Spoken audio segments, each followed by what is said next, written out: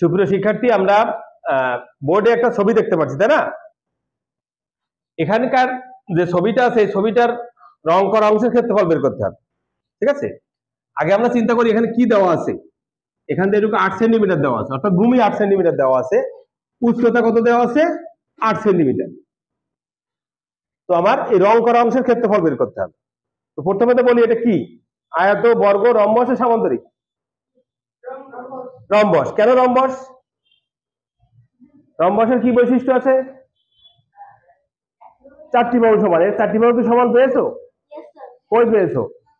এইটা একটা বাহু, আর এটা তো উচ্চতা, নিশ্চয়ই এই বাহু আর এই বাহু সমান না? সমান। এই বাহু আর এই বাহু যদি সমান না হয় তাহলে এইটা কিন্তু 8 সেন্টিমিটার হবে না। তার মানে এটা রম্বস নয়, এটা কি? সামান্তরিক। যেহেতু বিপরীত বাহু সমান তাই এটা সামান্তরিক। ঠিক আছে, আমরা অনেকে ভুল করি কি, এটাকে উচ্চতাকে আমি এই বাহু সমান ধরি, যার জন্য এটা রম্বস কল্পনা করি। এটা কিন্তু রম্বস না, এটা একটা সামান্তরিক। যেহেতু ভূমি 8, উচ্চতা 8, 4টে বাহুর দৈর্ঘ্য 8 সেন্টিমিটার করে না। ঠিক আছে, এই 8 সেন্টিমিটার এটা হতে পারে, এটা হতে পারে, কিন্তু এইটা কিন্তু 8 সেন্টিমিটারও না, এটাও 8 সেন্টিমিটার না। তার মানে এটা একটা সামান্তরিক। সামান্তরিকের ক্ষেত্রফল কি জানি?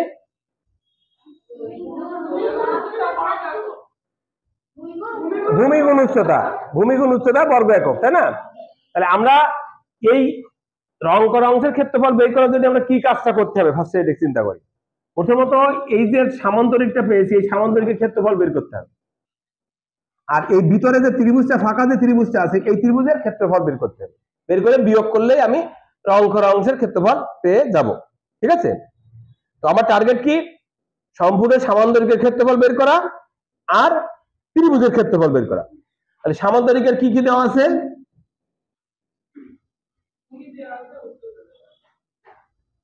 সামান্তরিকের ভূমি কত? 8 সেন্টিমিটার, তাই তো?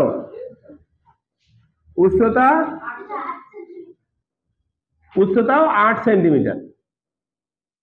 আমরা সূত্র দিয়ে করতে সূত্র লিখতে পারি, সূত্র আনে আমি ডাইরেক্ট সামান্তরিকের ক্ষেত্রফল, অর্থাৎ সামান্তরিকের ক্ষেত্রফল কত?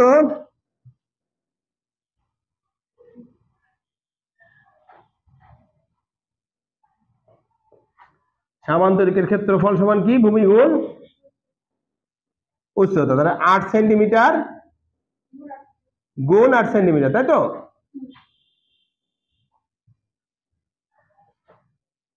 চৌষট্টি বর্গ সেন্টিমিটার। সেন্টিমিটার সেন্টিমিটার গুণ করলে বর্গ সেন্টিমিটার, 64 বর্গ সেন্টিমিটার। এখন আর কি দরকার? এই ফাঁকা ত্রিভুজের ক্ষেত্রফল দরকার। ত্রিভুজের ক্ষেত্রফলের সূত্র কি? ভূমি গুণ উচ্চতা ভাগ 2। আচ্ছা, আমার এখানে ভূমি কোনটা উচ্চতা কোনটা বলতে পারবো? কোনোটাই দেওয়া নেই। কিন্তু আমি যদি এটাকে ভূমি ধরি তাহলে এর থেকে এখান দিয়ে লম্ব আসলে সেটা হবে উচ্চতা, কোনোটাই দেওয়া নেই। তাহলে আমরা ত্রিভুজের ক্ষেত্রফল ওইভাবে বের করতে পারছি না। ত্রিভুজের ক্ষেত্রফল আমরা ভূমি গুণ উচ্চতা ভাগ 2 দিয়ে বের করতে পারছি না। এই ক্ষেত্রে আমাকে কি করতে হবে? দেখো, আমরা জানি, মনে করো এই দুটো সমান্তরাল সরল রেখা, এইটাকে যদি ভূমি ধরি এ বি, এর মধ্যে যদি একটা সামান্তরিক আঁকি এবং একটা ত্রিভুজ আঁকি, তাহলে এদের ক্ষেত্রফলের সম্পর্ক কি হবে? ত্রিভুজ ক্ষেত্রের ক্ষেত্রফল সামান্তরিক ক্ষেত্রের ক্ষেত্রফলের অর্ধেক হবে। কেন বুঝাইছিলাম না? মনে করো এই যে সামান্তরিক, এই সামান্তরিকের ভূমি 5, উচ্চতা 4। উচ্চতা মানে কি? এখান দিয়ে লম্ব আঁকতে হবে। এই একই উচ্চতা কিন্তু ত্রিভুজেরও। তাহলে সামান্তরিকের ক্ষেত্রফল কত হবে? চারপাশে 5 গুণ 4 কত হবে? 20। আর ত্রিভুজের ক্ষেত্রফল কি হবে? 5 গুণ 4 ভাগ 2 সমান 10। তাহলে কি হলো? সামান্তরিকের ক্ষেত্রফলের অর্ধেক ত্রিভুজ ক্ষেত্রের ক্ষেত্রফল হলো না? তাহলে এই ত্রিভুজ ক্ষেত্রের ক্ষেত্রফল কি পাবো? ওই সামান্তরিক ক্ষেত্রের ক্ষেত্রফলের অর্ধেক। ঠিক না? হ্যাঁ, 32 বর্গ সেমি, 64 অর্ধেক। তাহলে আমরা এখন কি লিখতে পারি? ত্রিভুজ ক্ষেত্রে ফাঁকা যে ত্রিভুজটা, তাই না? লেখো ত্রিভুজের বা এটাকে, এটা রংবিহীন ত্রিভুজ, রং করা রংবিহীন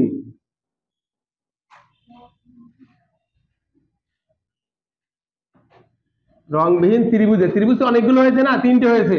তাহলে আমরা এই ত্রিভুজটাকে আমরা ক খ গ দিয়ে করতে পারতাম, অফাকা ত্রিভুজের নাম দিয়ে। আমি রংবিহীন ত্রিভুজের ক্ষেত্রফল সমান সামান্তরিক ক্ষেত্রের ক্ষেত্রফল ভাগ 2। কারণটা ব্যাখ্যা নিচে লিখে দিতে, কারণটা ব্র্যাকেটে লিখতে পারি, যেহেতু ত্রিভুজ ক্ষেত্র ও সামান্তরিক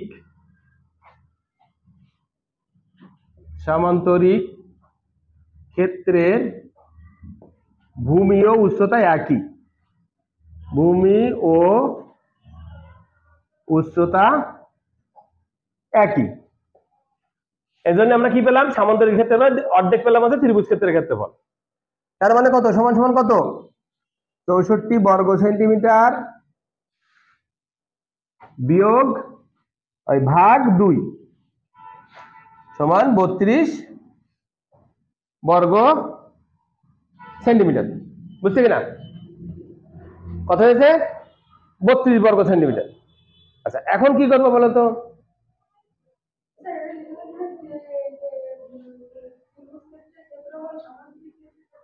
অর্ধেক অর্ধেক সেটা তো আমি সূত্রে দেখা দিয়েছি, এখানে ভাগ 2 দিয়েছি। কারণটা কি, এটাই উচ্চতা একই হলে এর অর্ধেক হয়। ঠিক আছে, লিখে দিতে পারো যে সামান্তরিক ক্ষেত্রের ক্ষেত্রফলের অর্ধেক ত্রিভুজ ক্ষেত্রে, বা ত্রিভুজ ক্ষেত্রের ক্ষেত্রফলের দ্বিগুণ আছে সামান্তরিক ক্ষেত্রের ক্ষেত্রফল। হ্যাঁ লিখে দিলে সমস্যা নেই, আমি ভাগ করলেও হবে, ভাগ করলেও হবে, ঠিক আছে, সমস্যা নাই। তুমি যদি বোঝো ব্যাপারটা তাহলে ঠিক আছে। ঠিক আছে, আচ্ছা এখন আমি কি করবো, রং করা অংশের ক্ষেত্রফল, তাই তো? আচ্ছা বুঝলাম না, অতএব রং করা অংশের ক্ষেত্রফল সমান কি হবে বলো তো, সামান্তরিকের ক্ষেত্রফল বিয়োগ ত্রিভুজের ক্ষেত্রফল। লেখো, সামান্তরিকের ক্ষেত্রফল বিয়োগ ত্রিভুজের ক্ষেত্রফল। ওকে, তার মানে সামান্তরিকের ক্ষেত্রের ক্ষেত্রফল কত, 64 বর্গ সেন্টিমিটার বিয়োগ 32 বর্গ সেন্টিমিটার সমান 32 বর্গ সেন্টিমিটার।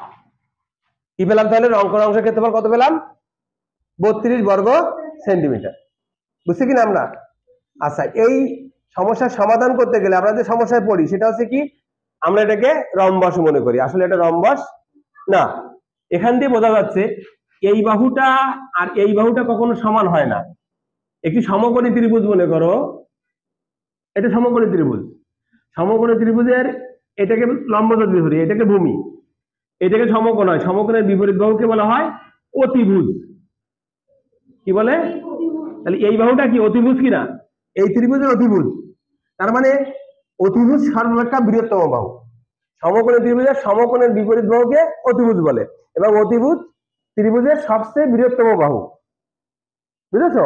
তার মানে এটার থেকে ওটা বড়, এটার থেকে ওটা বড় হয়েছে, সবচেয়ে বৃহত্তম হবে, কখনোই এই বাহুগুলো বড় হতে পারবে না। তাহলে মানে 8 সেন্টিমিটার এটা না, যেহেতু 8 সেন্টিমিটার না তাহলে রম্বস না, রম্বস হতে গেলে আমাকে 4টি বাহু সমান হতে হবে, ঠিক না?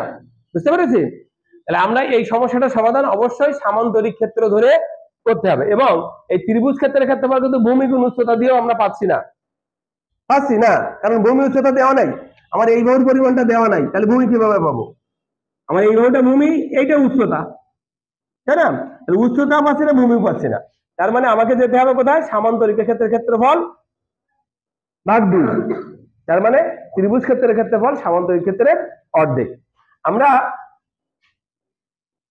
এরকম যদি সামান্তরিক আঁকি আর ত্রিভুজ আঁকি, ত্রিভুজ বাইরে গেলেও কিন্তু এর অর্ধেক হবে, কারণ ত্রিভুজের ক্ষেত্রে ভূমি গুণ উচ্চতা ভাগ 2, তার মানে সামান্তরিক ক্ষেত্রফল ভূমি গুণ উচ্চতা। এখান দিয়ে সূত্র দিয়ে বোঝা যায় সামান্তরিক ক্ষেত্রের ক্ষেত্রফল ভূমি গুণ উচ্চতা, আর ত্রিভুজ ক্ষেত্রের ভূমি গুণ উচ্চতা ভাগ 2। যেহেতু এদের ভূমিও একই, উচ্চতাও একই, তার মানে অর্ধেক। ঠিক আছে, বুঝতে পেরেছি? ওকে, থ্যাংক ইউ।